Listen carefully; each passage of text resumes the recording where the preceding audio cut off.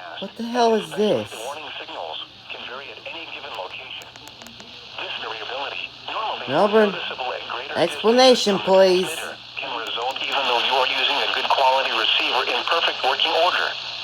Warning alarm tones are activated on transmitters for counties where the signal is reliably received in sufficient strength for consistent and dependable service. For station KIH 26 in Daytona Beach, warning alerts will be activated for Volusia, Flagler, Putnam, Lake, Seminole, Brevard, and Orange counties. For station KIH 63 in Orlando, warning alerts will be activated for Lake, Orange, Osceola, Polk, Seminole, and Volusia counties. For station WXJ70 in Melbourne, warning alerts will be activated for Brevard, Indian River, Orange, and Osceola counties. For station WWF69 in Fort Pierce, warning alerts will be activated for Indian River, Martin, Okeechobee, and St. Lucie counties. This has been a test of the NOAA Radio Public Warning System.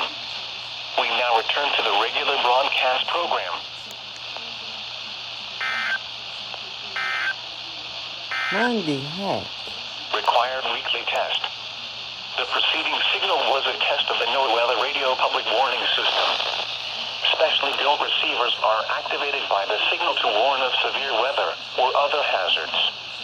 Tests are normally conducted each Wednesday between 11 a.m. and noon, and again between